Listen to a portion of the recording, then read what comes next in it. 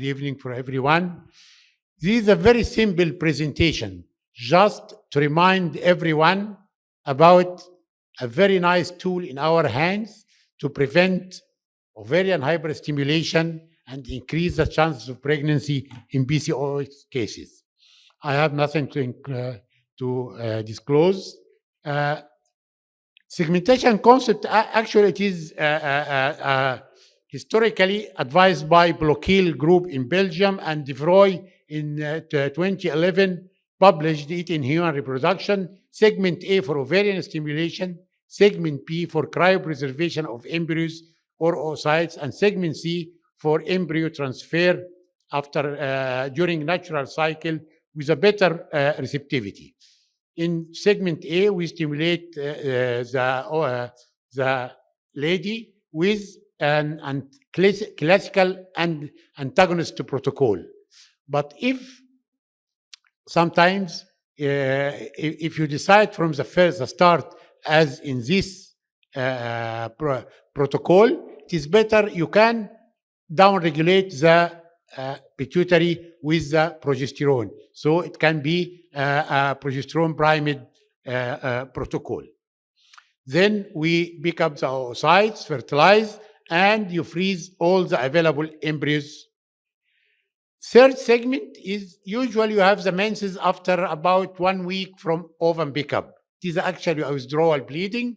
Then you can start building up the endometrium with hormonal treatment, and in the classical way, which it takes about 10 days, and you start to give the progesterone or vaginal pessaries for 3 to 5 days, and you transfer according to the day of freezing.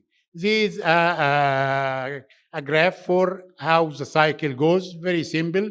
Start stimulation, start the antagonist on day 6, or for the start use the progesterone primed protocol. Trigger with agonist in all cases. Pick up, start, leave her for about 1 week. She will get her menstruation. It starts the hormonal treat, estradiol valerate, in the dose of 6 or 8 milligram per day. Then with the endometrium of thickness more than 7 millimeter to start your progesterone and transfer according to the day of freezing. Actually, in these cases of PCO, usually the E2 is very high. So usually it have out of phase endometrium due to the upregulation of the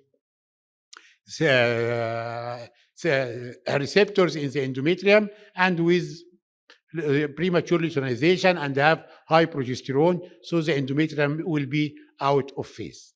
And there is a lot of publications about that freeze all in hyper responders, and embryo transfer is very good policy with better. Actually, the beauty of this protocol is that most probably you have 0% ovarian hyperstimulation. This is one of the beauty of this protocol. The other point is that you can transfer, you can do an elective single embryo transfer. So also you will have a 0% multiple pregnancy rate, because usually PCOS case has a high hyper responders and high number of oocytes. So if you will follow this protocol, you will have a very low incidence of ovarian hyperstimulation, or 0% hyperstimulation, and also 0% multiple pregnancy. The question always raised, can we transfer immediately after a hyperstimulated cycle with this high estrogen? Yes, there is many evidence that frozen embryo transfer can be performed in the cycle immediately following the freeze-all cycle. This is published in 2018. The study showed that it is feasible to perform transfer of 36 days after the retrieval. Another one published in 2020, delayed versus immediate frozen embryo transfer after oocyte retrieval, a systematic review and the meta-analysis, and it concluded, our systematic review and meta-analysis demonstrated comparable pregnancy outcome for immediate transfer compared to delaying the embryo transfer after 2 or 3 cycles. And the last one in 2022, it is not worth postponing frozen embryo transfer after oocyte pickup, a retrospective cohort study, which showed inclusion. It was found that immediate embryo transfer effectively saves the time to pregnancy for patients and also yielded similar clinical and neonatal outcomes compared with postponed group.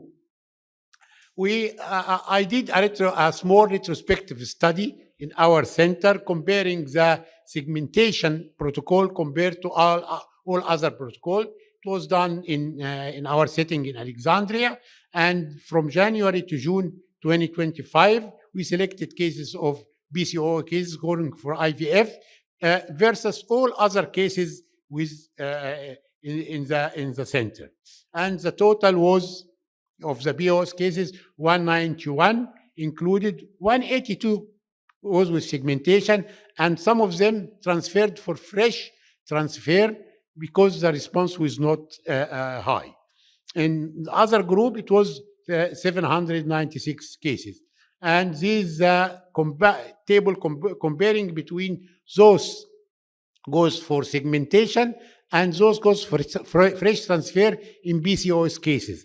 And you can see the pregnancy rate in the in the segmentation group is 80, and the pregnancy rate in the other group is 55.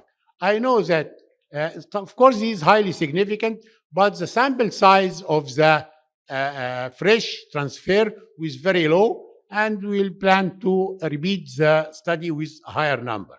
In this table, we compared between the segmentation against all other cases. Again, we find 80% pregnancy and 44% pregnancy in all other groups.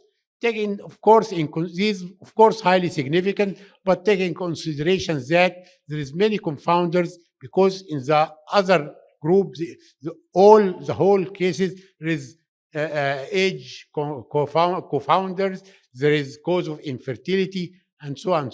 So, of course, in PCOS cases, they are young in age, yielding a very good number of oocytes, and they have a very good number of embryos, high quality embryos. That's why the pregnancy rate is high. Inshallah, in next study, we'll exclude all co-founders between the two groups. So the advantage of segmentation protocol in PCOS is embryo transfer is done in an endometrium with better receptivity. Transfer can be done with the first menses with excellent pregnancy rate. And usually we counsel our patient from the start about this, that you will not, you shouldn't have to wait for 2 or 3 months after freezing. Immediately with the first withdrawal bleeding, which usually occur after 7 to 8 days, you can start preparing your endometrium, which takes about 2 weeks, and we go for transfer. Risk of ovarian hyperstimulation is 0 and low incidence of multiple pregnancy. And these, I would like to thank my team in the Integrated Fertility Center in Alexandria for providing me with the results. Thank you very much.